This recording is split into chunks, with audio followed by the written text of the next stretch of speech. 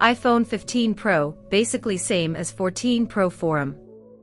I was expecting at least a battery upgrade, but I just checked and everything functional-wise is basically the same. Is anyone upgrading? Netizen 1. Gentlemen. Today's iPhone is meant for users 12 and below. We have entered the age of plateau, where innovation is no longer the driving force, so the company must substitute it elsewhere. Apple, premium finishes. Samsung, premium camera, optical zooming plus AI-generated moon pics. Ask this question again in 4 years, my friend.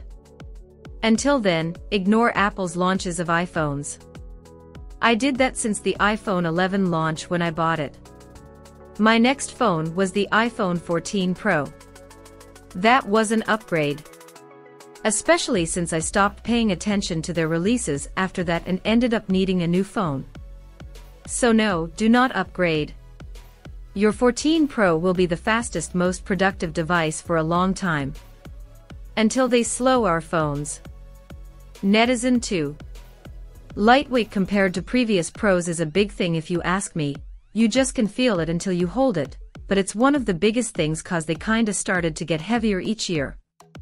3nm node is more efficient, which means they can up the frequency, so better performance when loaded and better battery life when it's not on heavy usage, extra GPU power, etc.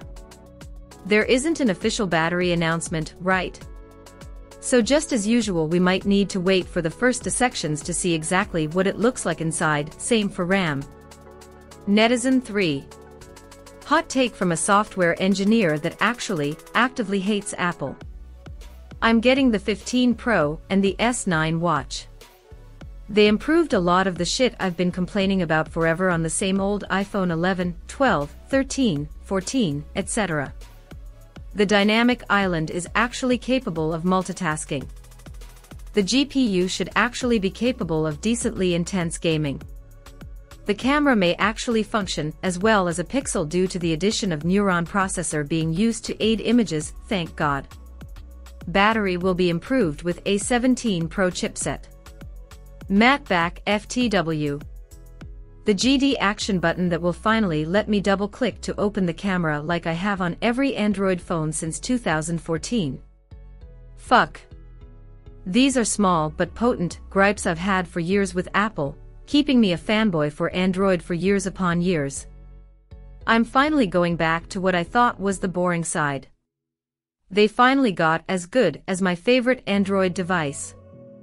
I'm confident switching. Finally. So yeah. 14 Pro versus 15 Pro. Probably not much to write home about if you've been a fan of Apple devices. But for Android users, this is pretty huge. It's the first one to turn heads. Netizen 4. They have made a few improvements over the 14 Pro. Mostly on thermal issues.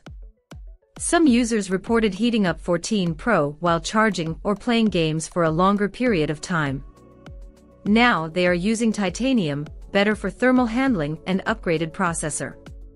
Produced with 3nm, it can push the limits even higher now. The next thing is the camera.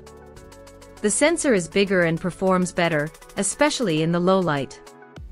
Which was a problem with the 14 series.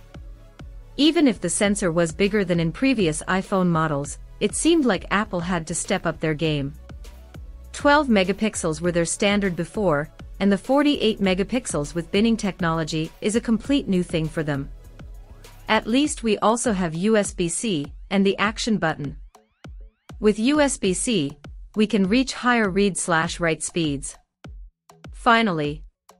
Seriously, I've never cared, but there are people who do, especially those who record HQ video content and so on. Action button. For a person who uses both, I mean Android and iOS, it's nothing special since it was a thing before Apple made this step. Personally, I won't switch from 14 Pro to 15 Pro. For a normal user, it just doesn't make any sense unless you are a content creator. Netizen 5. Pros, titanium makes the 15 Pro Max lighter than the 14 Pro, action button shows potential. Cons, thicker than previous model, with no increase in battery size. As for the rest, it all remains the same. I guess we'll have to wait for real-life tests to appreciate the new 3nm SoC, and how it might benefit battery life. I, an iPhone XS user, will be upgrading, but a bit sad that the almost bezel-less screen rumors were not true. Netizen 6. Upgrading every year is just ridiculous. And no, it's not the same. Titanium. USB-C with 10 gigabits per second option. Action button. Processor upgrade with hardware accelerated ray tracing. New 5x telephoto lens on the Max, using a prism design to fit a long telephoto lens into a narrow space. Including 3-axis sensor shift stabilizer. New portrait photo options, can change the focused object after taking the photo. Have a 14 Pro or Max in good condition, and don't think you need those things. Simple, don't upgrade. You will survive waiting another year or two for a shiny new gadget, I promise.